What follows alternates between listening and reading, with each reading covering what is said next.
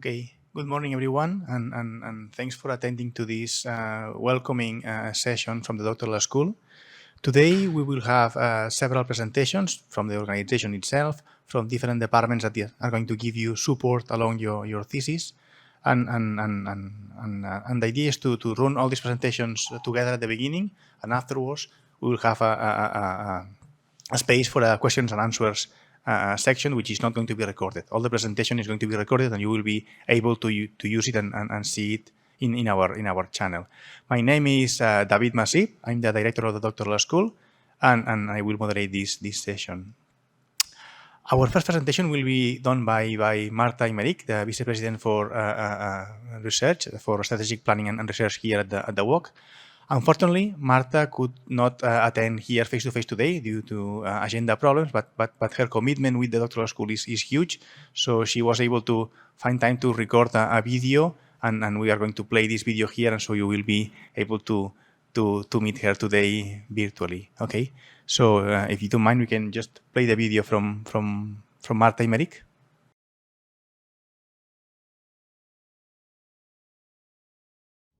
Hi. This is Marta Aymerich, Vice President for Strategic Planning and Research. Well, first of all, welcome to the Open University of Catalonia, the UOC, or UOC, as we used to say. A university that has students from all over the world, I would say, from more than 140 countries. Our president uses to say that we are not a traditional university. Rather than just survive, we want to go to new levels. We want to transcend. That's why we have made excellent research a cornerstone. Having said that, I would like to share with you that the UOC research contributes to the challenges facing global societies in the 21st century by studying the interaction of human activity with technology, with specific focus on the networked society, online learning, and digital health. That's why we have an R&I ecosystem with 3 missions. These 3 missions that I mentioned just a minute before: the network society, the learning research, and the digital health. And we would like to represent it in this triple helix because all of them are related. And the UOC R&I ecosystem has in its core the research in the frontiers between human and social sciences and technology, with the doctoral school really at the core of our ecosystem.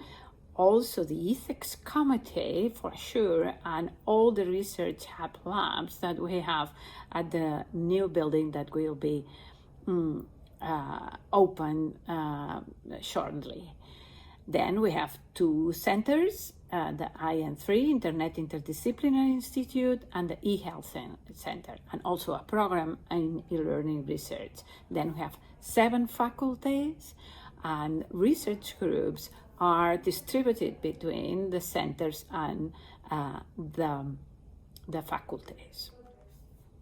Here at the picture, you see the new building that is still under works, but it's already finished in the most floors, but we are still working in the basement with the research hub labs, and of course in the lobby where we will have the part of the showcase for R&I generated at the UOC, and also some part of the hub of the research labs. In terms of research, we want to be engaging, attracting talent and projects, talent like you, outstanding, that is reaching further with high quality publications, and meaningful, conducting research that has a societal impact in at least in 3 fields of R&I: the network society, e-learning, and digital health. And because these fields are inherently interdisciplinary and transdisciplinary, but also translational. That means taking into account the potential final users. With our colleagues and organizations, we have all the people and infrastructure that you see in that slide. I'm not gonna stop in that. You will be meeting some of these people around. Now I would like to have some words about the European Framework for Research Careers from the European Commission. It's not a surprise, but you know, at least in a career, in a research career, you have 4 phases. The first phase is the one you are about to start. It's the first stage researcher, so up to the point of the PhD. Then the second phase is a recognized researchers. That means PhD holders or equivalent, not always PhD holders, but mostly PhD holders who are not really yet fully independent to conduct research, but almost there, because at the third phase is an established researchers. That means researchers who have developed a level of independence, and the last part is a consolidated researchers. That's a leading researcher that is really a top researcher in their own research area or field. It might take 15, 18, or maybe 20 years to get to the stage of a leading researcher. But here we are to enjoy the journey of the research career job. Sometimes people ask me, but what's doctoral education? And I like to say this is a very high level education and training to understand and solve complex problems. That's a very simple way of saying things, but for sure I understand doctoral education as it is. Or if you like, a more nicer or less simpler way of saying that, I will take the words from the League of European Research Universities, saying that really doctoral programs aim to train researchers to the highest skill levels to become creative, critical, and autonomous intellectual risk takers in pushing the boundaries of frontier research. So as them, I think that research and the people trained in it inspire many of the ideas, aspirations, and actions that contribute to the vitality of society and its capacity for bold creativity in responding to whatever the future might bring.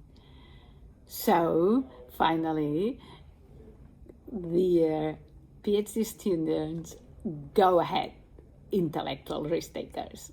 I'll see you around.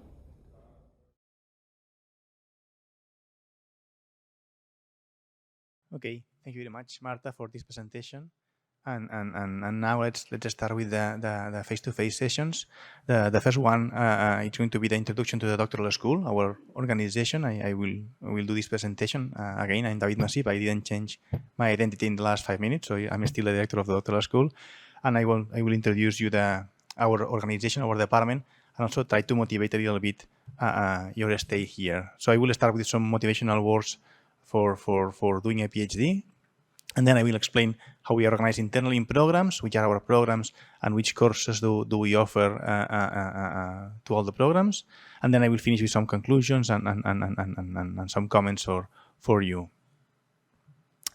So every year when I have to prepare this presentation, I use the same example because I don't know how to introduce you to a PhD training. And I always use the same example, the example of myself when I was in your shoes. Like, 20 years ago, I was enrolling myself in a PhD program. I was working in a private company, so I decided to quit my job because I had some. The research was really appealing to me, and I decided to enroll myself in a PhD program. And at that time, the first thing that came to my mind was, well, I'm doing the right choice. This is going to be worth all the effort. No, I sacrificed quite a lot of my salary because in private companies probably you could get a better salary. And also I sacrificed a lot of my free time. Doing a PhD takes a lot of time, weekends, and I had to work a lot. But I didn't know that at that time when I started, and you probably are not aware of that right now. So let's hide this under the carpet by now and forget it for a while. This is supposed to be motivating.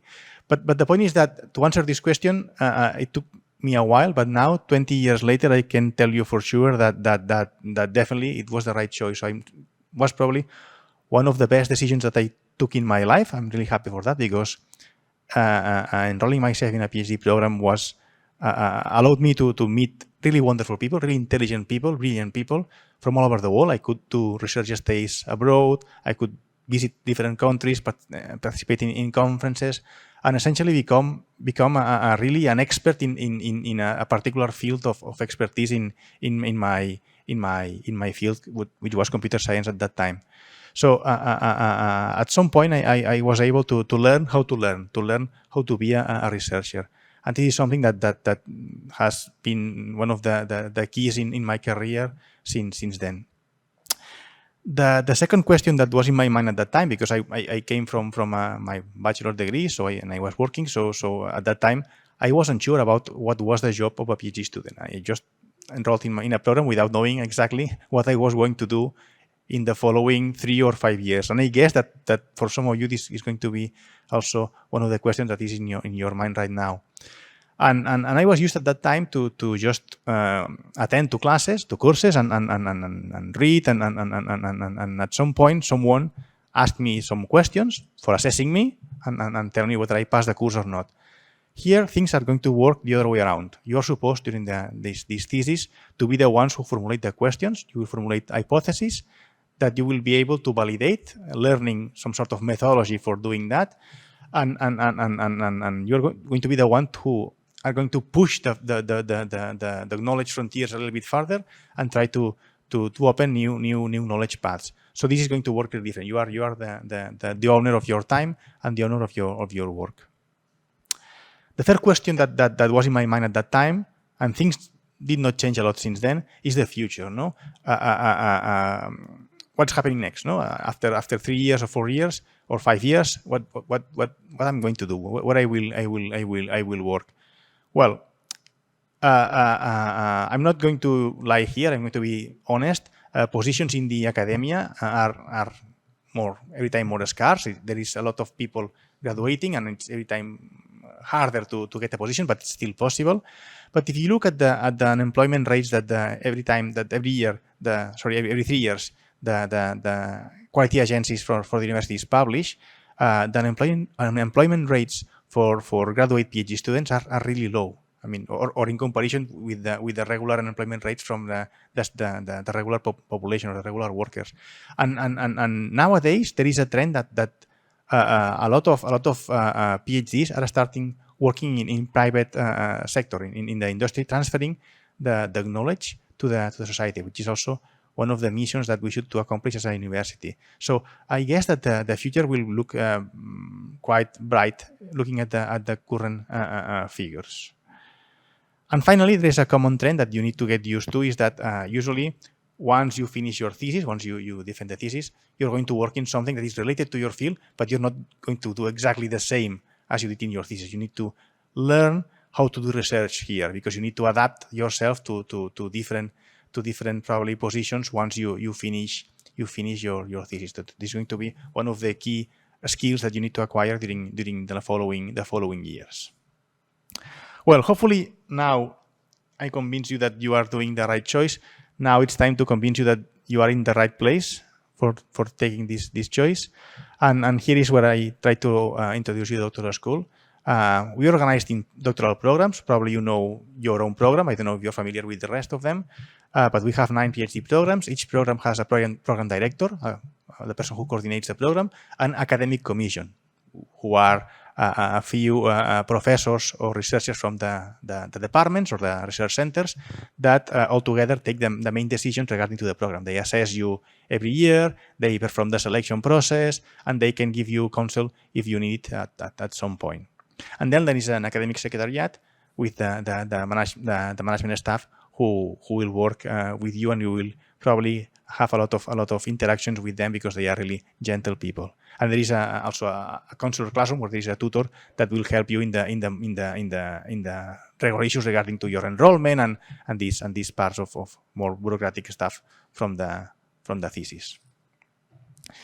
These are the people who right now work in the academic secretariat. The director, the manager, the program manager is Marta Franco, and then we have 5 managers who are already here.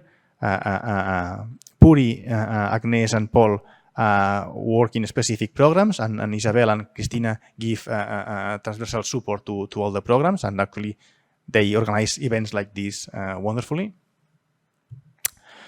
Just to see some numbers at the UOC, at the UOC, we have like 2 modalities as the Royal Decree dictates. We have the full-time modality and the part-time modality, and you have 3 years and 5 years to get the PhD degree in both cases, although there are some extensions in both cases, 1 and 2 years, depending on the case, and then there is an extra year. And we have a huge degree of internationalization here. We have more than half of our students coming from outside Spain, and we accumulated during the last 20 years students from 70 different countries. And this is the map updated from the last week. We graduated almost 250 students. We have more than 400 active students right now. From them, more than 100 are in the full-time modality, so it's almost 25%. And 91 from them are doing the thesis with some sort of funding, either a grant from the doctoral school, a grant from a public institution, or funding from a company. And also here at the UOC we have the 7 work departments and 2 research centers, and also a community of e-learning researchers that is now organizing. They are organizing themselves. As I told you, we have 9 PhD programs. Probably you are familiar with your particular program, but we have like 4 programs that I like to relate to the work departments: the health and psychology, humanities and communication, law, politics and economics, and the network and information technologies, which are related to one of the 7 departments. And then we have 2 programs that are very interdisciplinary: the education and ICT, and the society, technology, and culture programs.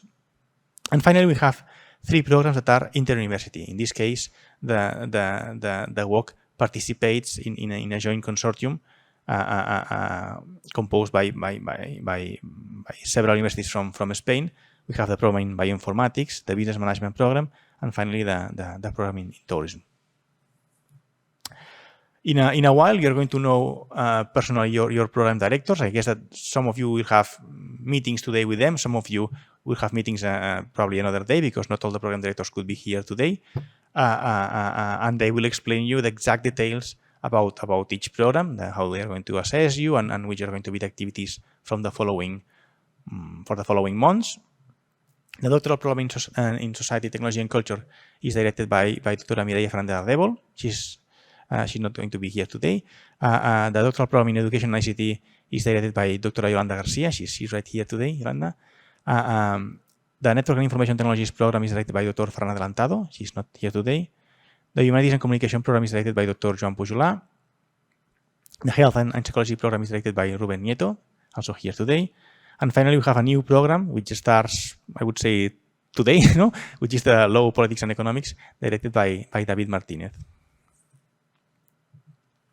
Also, the program directors for the inter-university programs are Ferran Prados for the case of bioinformatics, Antoni Massaguer for the case of business management, and Luis Garay for the case of tourism. You will probably know at some point, if you didn't know already, to these directors, and they will introduce you the programs properly with all the details. Our mission as a doctoral school is to organize some sort of common training framework for all the PhD students. So the idea is to organize methodological courses for all of you, and also develop some sort of training plan with the help of your supervisors for all of you. Usually you submit this training plan during the first month of your thesis, and you have to accomplish this plan by the end of the first year. Your tutors or thesis committee will help you on selecting these subjects, but probably most of you already did. And then we have an assessment model based on submitting a research plan, where you put there, or you tell there to us what is going to be your thesis about, which is the state of the art, which hypothesis you want to validate, and how you're going to do it. You will put there some sort of Gantt diagram or some sort of tasks for the next 3 or 5 years, and then from the second year on, the point is to report the activities from each year, and there's going to be an annual or a semestral assessment for this research plan. And finally, hopefully, at some point you will defend your thesis with a committee, and you will become a doctor. Also, we offer some courses for all the programs which are common. Each program has its own methodological courses, but there are also some courses that are common for all the PhD school. We have the academic writing course. This is quite interesting because at some point you will have to write papers. I'm almost sure about that, all of you. This is not an English language course. It's a course that it assumes that you have some sort of background in English, and the idea here is to try to train you about which are the specific skills that you need for writing a paper, how to put everything in each section, which sort of academic language is needed for getting papers accepted, and giving some sort of advices. Similarly, we have the academic presentations course, how to give an effective talk. I'm pretty sure that during your thesis you are going to give a lot of talks, and after that even more. And then we have 2 courses that are more related to the outcomes from your thesis, if they are at some point useful or can be transferred to society. You have a course on entrepreneurship if you want to establish or set up a spin-off, or a course on intellectual property protection, which is going to give you strategies to protect your creations. And finally, we have an academic writing course specific for the biomedical sciences, which we are delivering jointly with the Fundación Toni Esteve. Okay. Usually we used to run a couple of quarterly meetings per year. Now we are doing more often since the pandemic, and even if there is no, well, the pandemic is not that high right now, we are going to keep doing these more times per year, maybe every 2 or 3 months, because it's a good place to share the concerns with all of you. The idea is that you should attend, all the grant holders must attend to these meetings, and the idea is that then we can discuss there things that worry you, or things that can be improved at the doctoral school, and the idea is that we usually bring general information and propose topics, but I would like to hear also topics and worries from you to discuss and organize small groups or monographic themes to topics to discuss in these meetings. We did in the past, for instance, we ran a meeting in ethics and best practice for doctoral supervision, which was really useful for you and also for thesis supervisors. There are courses and a specific training for supervisors now that arose from that course. And also in specific meetings, we dealt with the topic of welcoming needs for students that come from abroad, which was also a very interesting meeting. So the idea is that please attend to all these meetings and try to provide topics of interest that are in your mind and worry you. Probably you will have ideas as you experience more your thesis, maybe in a few months. Some comments about my stay here at doctoral school. I've been here for 7 years. I'm not sure if it's 7 or 8. I think it's 7 years. And at the beginning, we were really interested in setting up the doctoral school. So we tried to establish the protocols and internal policies for graduating students according to the royal decree and having everything set up here. We are still not ready. This is an ongoing process, and probably it will not no end. There is no end. I mean, it will never end. But now we are putting a lot of efforts on other things that maybe have added value for the doctoral school and for our community. First of all, we have as a future considerations to improve the welcome and research services for our doctoral students, not only the grant holders, but also the students that are doing the thesis from home, who are 75% of our population. foster the collaborations among PhD students, and this is something really relevant because there is a game changer right now. In the past, all our PhD students were split in 7 different locations, in 3 different locations, sorry. We had some students here at the 22A, students in Tibidabo, a building that is like 20 minutes away from with a taxi, and students that were in Castelldefels, which is even far away. But right now, we are going to be all together. We are all together, indeed. The building, the research hub building, which is right next to this one, is under construction. But the second floor, the doctoral school, is finished. So our students are working there face to face. So you can attend there, and you have a workplace. And the idea is that it's going to be easier to share thoughts and to establish collaborations among us if we are all together.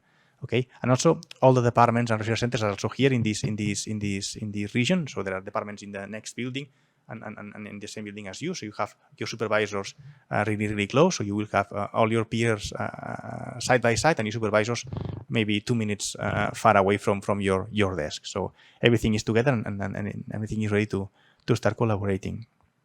It's a long-term investment. I mean, doing things that are in between research groups is something really positive. We also are trying to establish some sort of ways to generate community among PhD students. In the past, when like 8 years ago, when we were all together, it was easy. So students tried to meet outside the university and do activities and build community by themselves. We're trying to foster this behavior again because during the pandemic, there have been a lot of difficulties to establish community, and students had this feeling of isolation that is by no ways is not positive at all for your work. Also try to establish links with part-time students. Usually, most of you don't know any of the part-time students or don't even know that they exist because they are not here, and it's hard to get to them. And also, another advice is that we need to in collaboration with you, we need to try to establish ways to improve the career plan development. I mean, most of you don't know what to do when you finish the thesis, and we need to put a protocol on this and start working on giving you advice on these topics since probably the very beginning. And also, we plan to give you some sort of training, organized training on team management and how to because at the end, at some point, when you reach this fourth level in your career that Marta just suggested a few minutes ago, you will need to manage people and become a senior researcher. And I guess that this is not the sort of training that you receive from your supervisors. And also, one of the concerns I have is that we don't offer probably enough services for training you to how to apply to future applications or future positions, and it's something that we need to improve during the following years. So these are future considerations to improve the doctoral school that I like to work together with all of you, and I'm here to open to hear your suggestions. Another priority is the students' well-being, and there is a lot of scientific evidence that PhD students experience a lot of problems when doing the PhD. This is one paper published in I think in Nature a few years ago, and they experimentally validated that the students suffer 6 times more probability to develop anxiety or depression than regular workers because, well, you have a deadline, you have a grant, and usually you need to accomplish some sort of goals in a tight schedule, and this is always a reason for anxiety. And actually, you also depend strongly with your relationship with your supervisor or your research group, and sometimes situations arise in these cases. So the idea is that, and actually, we have also part-time students, most of them who work from home and are still probably more isolated than you that at least have your peers close. My advice is that you should force or ask to your supervisors to meet really often, at least if it's possible once per week. And after each meeting, you should finish the meeting with some sort of log with clear goals. So you need to finish the meeting with some sort of tasks for the next meeting, where you can go there and bring there the results if they are available, and discuss with them and go on. So the idea is do some sort of micromanagement. 3 years, are not a lot. In brief, you will find yourself in the second year or by the end of the or at the beginning of the third year, and you will experience this feeling. Oh, I have to write the thesis, and I still haven't finished my last paper. 3 years are not a lot, so you need to do some sort of micromanagement and use all the time available, especially the time at the beginning, which usually is not used properly.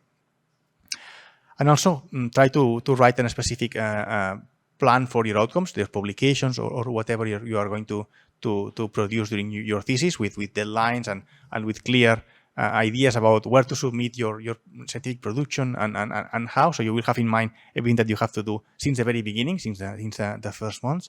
And this is good to organize your time and to have a clear idea about if your progression is going on properly or you need to reschedule some tasks.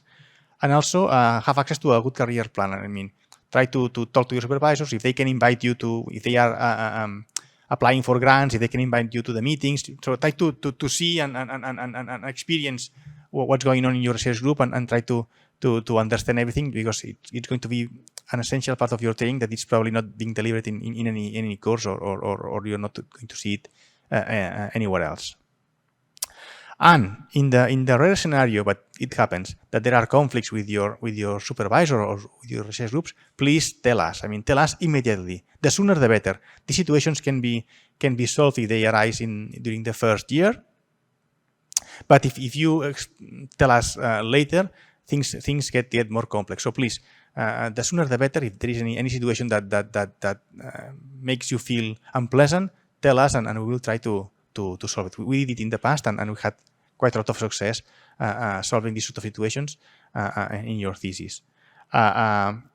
Probably some of you feel concerned because, well, you don't know us and you may think, okay, this guy is going to talk to my supervisor if I talk to him. Well, we have ways, we have a protocol to do it anonymously. You can talk to your colleagues. There are 3 colleagues in the student council that can mediate and help you to hear your concerns and can mediate with us and preserve your anonymity. So there are ways to solve almost all the issues that can arise. But please be brave and ask us and contact us. Then we also have another services and this is in collaboration with the Área de Personas, the Human Resources Department, and this is quite a useful service. We have a psychological attention service where there is Julian. She's an expert psychologist that can help you if you have any problem, not even related to your thesis or your situation here at the work. It can be a family problem or problems related to your personal life. You can book for free an appointment with Julian and he is going to help you.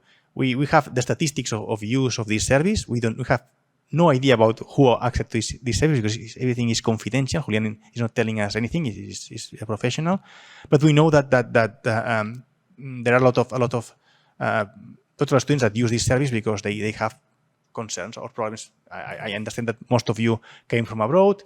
You are here in Barcelona. You don't know the city. You live sharing a room in an apartment. You may there are a lot of situations that can appear there that can make you feel uncomfortable, and this service is quite useful for that. And the idea is to try to alleviate a little bit this sense of anxiety that usually PhD students experience at some point of their thesis. So I have a petition for you at the end of this presentation, which is try to become a good researcher. I mean, usually we as supervisors try to put this idea in mind that everything is about publication. So publish, produce a lot of papers, and you will have a good CV to apply to future positions. This is true. I'm not going to lie here. Many people still assess the CVs based on the quantity of the publications, but try to do also something that has quality, which at some point is going to be also assessed, and also not restrict your training only to be able to publish, which is a good skill. It's important, but also do something else, like try to train yourself about how to submit grant proposals. This is not easy, but probably your supervisors can invite you in the meetings, or you can see how they are doing, or they can share with you the proposals. So try to get some training on that with your research groups. Try to learn how to build your own network, because at some point you will be a doctor, you will leave the institution, and you will need to become an independent researcher. You will need to build a network, to establish yourself. redefine your research interests, and also try to transfer some of your knowledge to the society. Okay, it can be by doing transfer of knowledge in a company, or it can be by sharing your data if you are doing interviews or you are doing some field work, or if you are producing some sort of software or coding, you can share this in open source. So try to open everything that you can do if legally is allowed to with the society and with the community. It's going to give you also you're going to attain something in return in the long term. So conclusions and future work, essentially for you, future work. You made the right choice. Try to grow and grow with the institution. Help us to grow and evolve. Read a lot. This is probably essential. You will need to read a lot during your thesis, and probably something that you have in mind has been already done. Don't worry. Reading that paper, maybe a new idea appears there, and you can develop a new topic. Learn a lot. Keep a good communication flow with your advisors. So try to talk with them really often. If it at least I recommend once per week at least, and try to collaborate with your colleagues. Open your mind and try to be open also with your colleagues. And finally, try to find first the right questions and then find the right answers. No, which is essentially what is going to be in the final thesis submission. That's it. Welcome on board. Now we have the three members of the student council who probably want to say a few words to you. Dorota, Luisa, and Javier. I think that Dorota could not be here today and could not be also online. And she recorded a video. Dorota, can we can play the video from Dorota first and then give the floor to Luisa? Thank you. Hello everyone, my name is Dorota and I'm a PhD candidate at the Communication and Humanities Department at the UOC and also one of the doctoral school representatives in the UOC Student Council. I cannot be with you today, unfortunately, but with this video I would like to welcome you very, very warmly in the UOC community and congratulate you. Congratulations on getting into a PhD program. This is absolutely excellent. I remember very well when a couple of years back, I was starting my PhD at the UOC, and I remember how thrilled and excited and happy I was. It was a splendid day, a splendid moment, and I also hope that these are exactly the feelings, the emotions that accompany you today in your amazing day. But with the hindsight I have right now, with this 2 years of hindsight, I do know that this PhD journey sometimes can get a little bit overwhelming and stressful. So whenever you have a problem, a doubt, a question, a suggestion, please remember that we're here for you and do not hesitate to contact us and ask for help. Although I also do hope it's not going to be necessary at all during your PhD journey at the UOC. Well, just to wrap up very quickly, once again, congratulations for getting into your PhD program. I'm absolutely sure that these years are going to be excellent and very satisfying. I wish you all the best in your academic endeavors and lots of great time at the UOC. Have a great day. Okay, thanks a lot, Dorota. Hope to see you soon here. Now, I don't know if Luis or Javier can raise their hand in the Zoom platform, I think, so they want to say something. Hi, Luisa. Hi, good morning to everyone. Bon dia a tothom. Buenos días a todo el mundo. My name is Luisa Charandio. I'm doing my PhD in Education and ETC. This is my third year. I'm also part of the Student Council.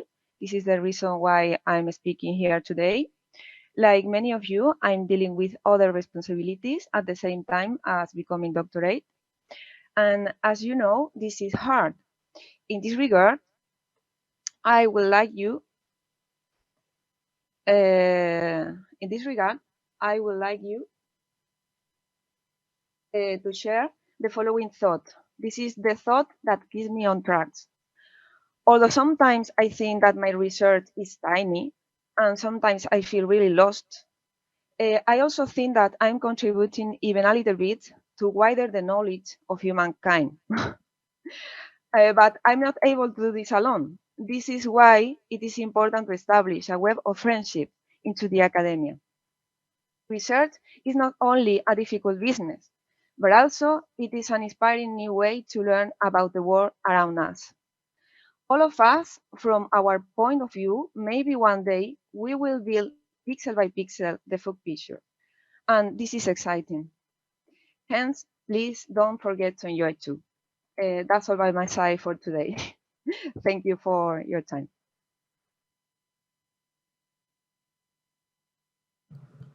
Thank you, Lisa.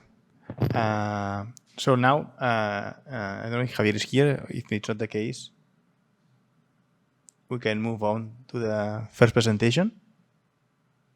Yeah. So Martina is giving the presentation about the introduction to the campus services.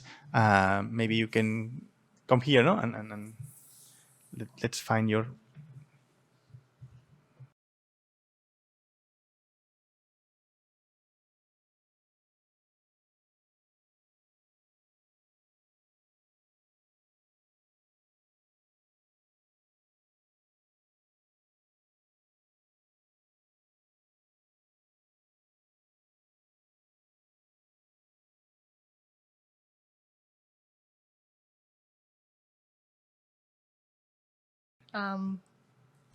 Hello, everyone, and welcome to the UOC.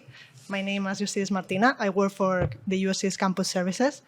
And what we want to do today is take you on a small tour of our virtual campus. Before we do that, we always like to leave you with this quote because it explains a lot how we feel about the campus. Our university, because of its idiosyncrasy. It's, of course, a virtual university, which means that the virtual campus is where all the community happens. What does that mean? It means that it's not only the place where you will get to access your courses, but it's also the place or make any procedures you may need during your stay at the university, but it's also the place where you will get to interact with your instructors. Is also the place where you will get to interact with your colleagues, other students, and the UOC's community as a whole. This is why we encourage you to, beyond what I will explain today, we encourage you to log into the campus and explore it because it's the best way to really experience it. No? Follow links, explore the spaces, and see for yourselves what it has to offer.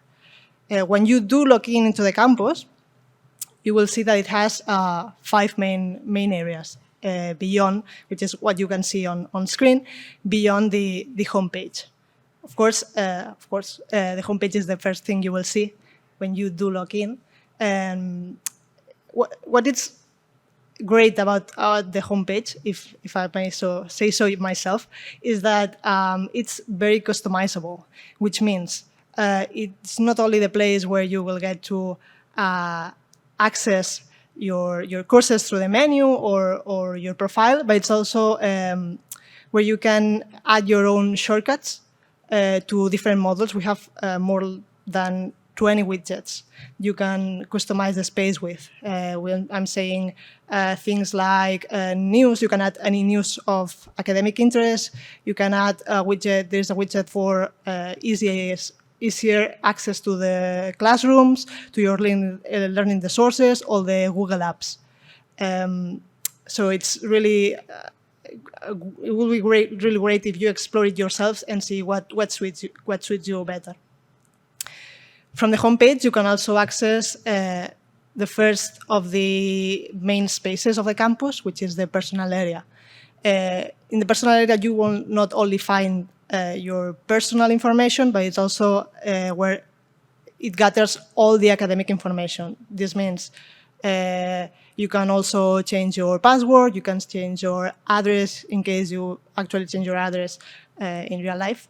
It's also where you can access your payments, but it's also the place where you can access your academic record and academic information such as the learning resources all in one place, or your continuous assessment. There's also a few interesting procedures you can make from the personal area, such as, and it's something we encourage, is that you set your the language in which you want to receive your communications. Of course, the virtual campus can be navigated in one of the 3 languages, but our main channel of communication is email, and you will receive those communications in the language you set through the personal area. So it's something interesting to see and toggle for yourself. As I was saying, there is a handful of procedures in the personal area, but the place of the campus that gathers them all is the procedure section that also can be accessed through the menu in the campus. This is where you will find all the administrative procedures you may need during your stay at the UOC, such as enrollment or certificates or thesis-related procedures. Of course, we know that this place can be a bit overwhelming, as you can see in the left side of the screen, because it gathers not only the procedures for doctoral students, it gathers procedures for every student at the university. This is why, as you can see here, you can filter, and if you filter by doctoral studies, the page becomes a little bit more manageable and more lean and easier to navigate. So please do use the filter. What procedures you may find in this page? Of course, anything related to enrollment, in not only enrolling each semester, if you have to do it so through the campus, but you can also make changes through that enrollment. You will also find a place for scholarships and grants and financial aid. So this is a very useful procedure to explore, because it's the UOC Doctoral Student Grants. From this page, you will get to read everything about it. You will also get to submit your application, accept the application, or even renew the application each semester. Other important procedures that you might find interesting are everything related to your doctoral thesis. There's a dedicated section in the procedure section of the campus dedicated to them. Here you can upload your research plan and read everything about it. Or when you have to submit your thesis, here is where it explains how to do it. Other procedures is also an extensive section in this page, but it's something that it's better that you explore for yourself, because there are a lot of tiny procedures that you might find pretty useful, such as changing from full-time to part-time study, or if you want to temporarily withdraw from the program. Here you will find all the information about how to do it. The third section important of the campus, and this is, if you remember the quote at the start of the presentation, is the More UOC. This is, I will say, the most community-forward page, because from here you can get to access things such as employment, professional career services, other resources such as IT tips, and the office license that I will talk about it a bit later. And it's also the place where you can take part in volunteering or university sports. You can join one of your teams, or other related things to universities, such as news, events that may take place during your time here at the university. And finally, before the help service, it's I think if you have to take one thing into mind from this, is the help service, because you can access this from any place in the campus. It's always in the header. It's a fixed icon in the header, and this page connects you basically with our wonderful people at the help service. It's also where you can find frequently asked questions to any questions you may have about the university, but it's also the place where you can see the your inquiries in the past if you want to go back to them, or you can place new inquiries in case you may have any in your time here. The help service can also be accessed through Twitter. You can send them a DM at the UOC Respond Twitter handle, and they will usually answer any questions you have within 48 hours. And finally, something from our experience that you may find interesting is 5 quick campus tips. First one is to configure your settings in the personal area. You can, as I was saying before, select your preferred language for browsing the campus, and the language in which one you want to receive your communications can be different. Don't need to be the same. Second one will be to please check your email regularly, because those communications usually go to the UOC email. You can also redirect, if you don't want to check it regularly, you can also redirect your Google account into your personal regular email account. Third one will be to subscribe if you want to know what is happening at the UOC, not only to doctoral students, but at the university as a whole. I encourage you to subscribe to our weekly newsletter. We don't overwhelm you with emails. Don't worry, it's just 1 email a week. But you will find a roundup of all the news that's happening at the university in that week. You can do so from the More UOC section in the campus. Finally, I think this is the most important thing most people think in this presentation, is that you have, in addition to the Google Suite, you also have, as a student or any student at the UOC, you have a free Microsoft Office 365 license. This means it's not just the cloud license, it's also a desktop license. You can check how to install it and what the steps you need to follow to activate it in the More UOC section or in the personal section of the campus. And finally, I encourage you to, as I was saying, customize your homepage, because with any models you may find of your interest, there are 20 of them, because it will make your navigation of the campus way easier. And that's pretty much it. If you have any questions, we can answer in a bit, or as always, you can direct your questions to the help service, and we will be very happy to answer. Okay, thanks a lot, Natalia. Thank you very much. Very insightful presentation.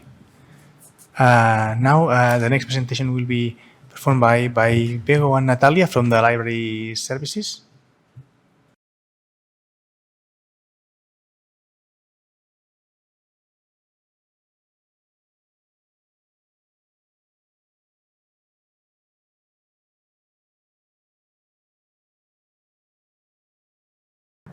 Okay, hello, good morning to everybody.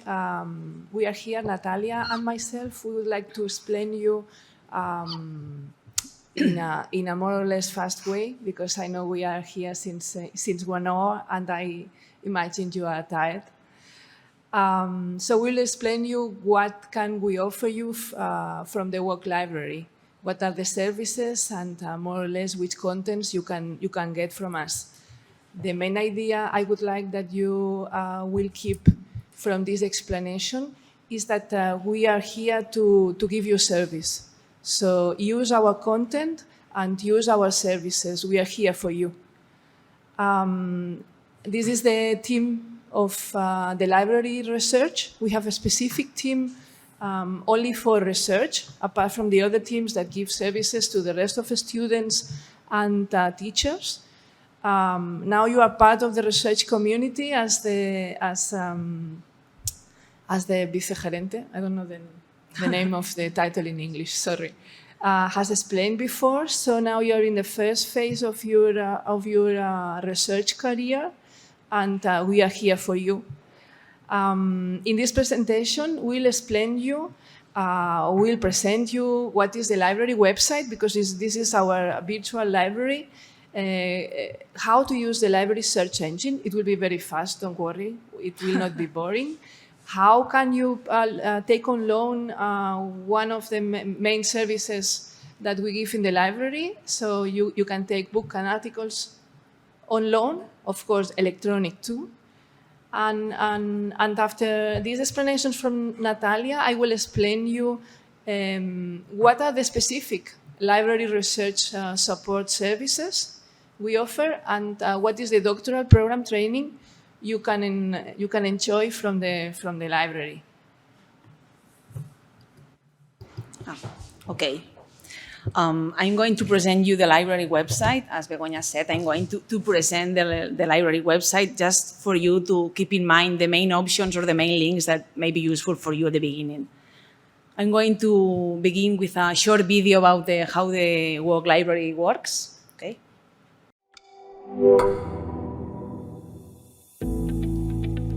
About the UOC library. Did you know that being part of the UOC means you have thousands of digital books, articles, journals, databases and videos just a click away, all carefully selected for their academic quality? Find out what the library can offer. You can access it from the campus homepage or directly at biblioteca.uoc.edu. There are innumerable resources, but with its powerful search engine, you'll easily find what you're looking for. What's more, we offer you personalized information and services for whatever your academic needs. If you're studying, we can help you successfully complete your activities and carry out your final project. If you're a researcher, we'll accompany you at every stage of your research process. If you're a member of teaching staff, you'll find information and services relating to learning resources. We also offer library guides, selection of different resources on specific topics. Our digital collection, from where you can browse and access the library's content. In both cases, they can be viewed classified by subject area. And if you have any doubts or questions, we're happy to help via the library replies. We look forward to seeing you in the library, in constant transformation to meet new demands and needs.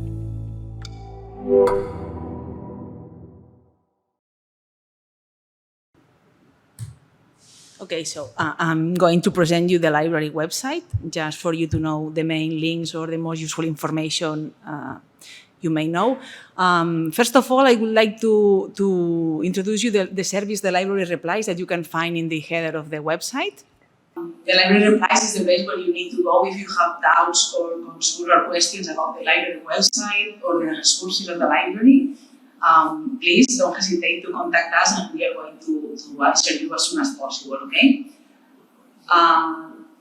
We have an option to the web search at the top of the web, and you can search for our services or services or guides and so on from the library website, but not in our catalog, okay? The search of the catalog is another place I will show you later. And it's important for you to know that you can log in the website of the library. It's useful because when you are making searches in the catalog or in the web, you can mark as favorites databases or resources, guides, and so on. There is, in the center of the website, there is the search engine, okay, where you can find and consult the catalog of the library, okay? You can find journals, articles, databases, and all this kind of content. And we have also personalized information. If you click in the link that you can see here in the top of the page, research staff, you are going to see this website. That's important because you can see the services we can offer you as researchers, as you're going to become researchers, okay? There is information organized in the 4 stages of research: search for information, how to manage data information, how to publish and disseminate your research, and finally, how to evaluate your research. If you select one of these stages, you can find a presentation about the information of the website, the services we offer in this stage, if there are library guides available, or if there is self-training on these matters, okay? So feel free to consult this website. From the main page of the library, you can find all the services we offer you, okay? You can see here at your left side, for example, how to find information, how to publish with the open access repository, how to publish in open access, that's maybe something that you're going to need, or you can recommend a resource to the library for us to purchase, for example. When you select one of these services, you can find all the information at the top of the page, as you can see here in example, like how to publish in the UOC repository. You have a form where you can make a request to the library, and you have a little explanation about how it works, that service, okay? In the service webpage, you can find at the center the essentials. That's the services that we think that are the most important or maybe the most useful for you when you are beginning to doing your research in the library, in the UOC, sorry. From the main page of the library, you're going to find a direct access to the digital collection. You can search for the digital collection in the catalog, but you have a specific access. You can search by area. If you are a student from the art and humanities or IT, you can filter by your area, but you can search, for example, by keyword. If you are going to consult the journal citation reports, for example, you can make a search by keyword.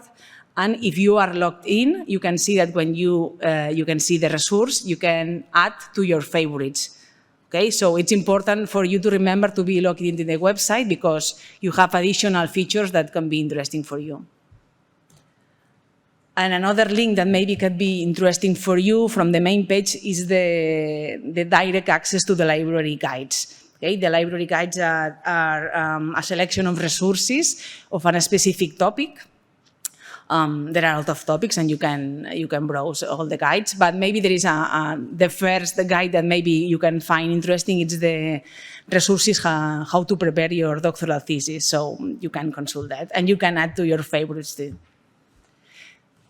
This is just for you to remember that they exist, these options. You don't need to remember that, okay? It's remember that you can search our website and have all the information.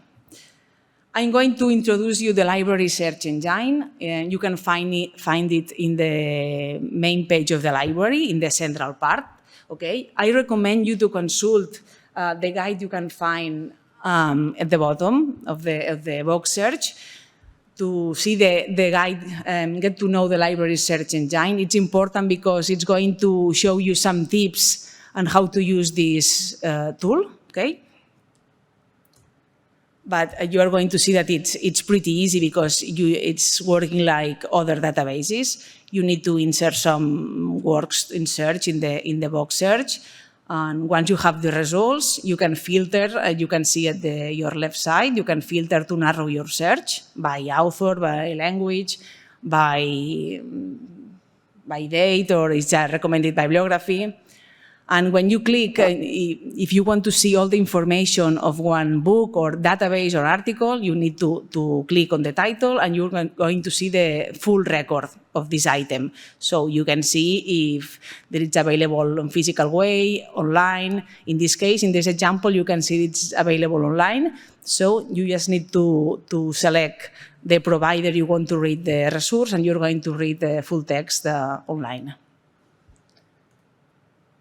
But we have books, physically books, okay? You can have books. That's a lot of information, I know, but just for you to know. There are books you can have books physically from the UOC, but you can have books physically from the other Catalan universities. You can have up to 10 books from each category, and the UOC you can renew it as many times as you want, and the other ones, I think that 6 times maximum. But you can also ask for items or for books that are in the Spanish or international institutions or digital articles. If you are searching for a specific article that the UOC has not in their database, you can ask for it. And in this case, the library is going to cover the cost, okay? Just for you to know that. It's very easy to book a loan or an article. You can see if you search for this service in the web search, you're going to find this information. But just for you to know that, make a search of the book you want, you select the title, and you're going to see the icon Get It. And as you can see here, you can see how many items you can take on loan, and you can decide where do you want to pick up, okay? In which place physically you want to pick up the book. Okay? In this full record of the item, you have additional actions, for example, how to make citations, how to import this citation, your Mendeley account, okay? In the library, UOC has the Bibliographic Reference Manager as Mendeley, okay? And you have also related information. If you are consulting a book, this guys about the learning, you are going to see related readings, interesting readings related to this item. But you are going to see it when you consult the catalog of the UOC. This is how it looks, your personal account of the library. Okay, in this case, it's my account. You can see if you have documents on loan, your request, you can see your favorites, okay, and you can renew it, the books from here. And if you want to return the books, the physical books, you can do it in all the UOC centers and in most of the UOC points. If you need information about that, don't worry, because there is all the information in the website. But I just want you to remember that all the things that you can do in the library website, or all the services we can offer you. Okay, that's not important for you to remember all the information I gave you. Okay. Okay, so as a summary, you have a lot of content, a lot of information and documentation in the web of the library, and you have access to other documents that are in other libraries that you can need for your research. But most important, we offer you services related to your needs. So these are the specific library research support services that we are offering you. You will find the information in a couple of welcome kits for PhD students and for researchers, and you will find them in the campus easily. You will see when you access. And these are the specific research support services you can use. We will help you finding information. As we have explained, we deliver services related to the different phases of your research. So you will begin looking for information. And I am sure you are able to find information because you are already a graduate. But now in this step of your academic life, you will need another kind of documentation and information more specific. We can help you in this research. We'll help you too, if you need it, to choose where to publish, how to disseminate your research. Don't forget, you are beginning a career of research, and it's very important that you understand which path you are following, how you define your identity as a researcher, and we can help you with this too. Of course, you are making research, and nowadays we are working in a paradigm of open science. As my colleagues have commented before, the university wants to be, the work of the university has to be social oriented. The research is not only a research closed in itself, it has to be useful for the society. Simplifying, this is more or less the concept of open science. This means that you will learn that it's a very good idea to make it open, not only your publications, but also, for example, your data and other outputs and outcomes of your research. In this, we can help you with information and with support if you have to work part of data management plans and so on. Of course, we take care of the repository of the university. This is where we deposit all the research, educational and institutional resources. We make it open. This is called the O2 repository, and we can help you to make open access your research. When you will continue in your career, and if you are part of this 25% of doctoral students that are professionally related with the university, we can help you looking for information for accreditation processes. But of course, if you are not part of the staff of the university, we can show you how to look for this kind of items that you will need for certifying in the future in your career. We have tools for detect and prevent plagiarism, and we can produce reports. And when you finish your doctoral thesis, you will have to deposit the doctoral thesis, and we support you in this task. And we will deposit the doctoral thesis in the O2 and in the TDX, that is the repository of the Catalan universities. The basic idea is you will have different needs during your research. If you need anything, you should know we are there for you. Additionally, and I am finishing with this, we offer you doctoral program training. Nowadays, we have 4 different program trainings, and these are the data of this course. And following the same idea, we offer you a search for academic information course, a bibliographic reference management course, because when you find information, you will have to do something with this data. So you will need a tool, you will need ways of working. So we can explain you how to do it and which tools we offer you.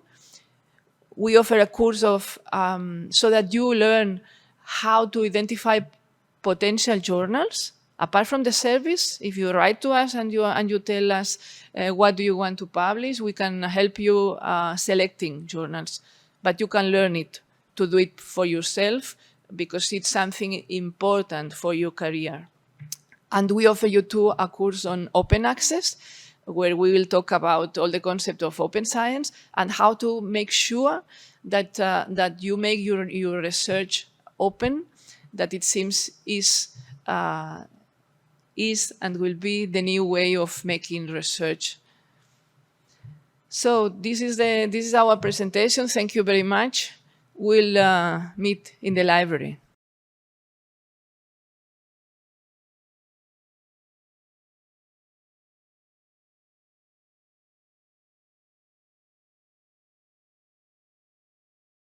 Okay, thank you very much, Bego, Natalia, and Martina for these insightful presentations.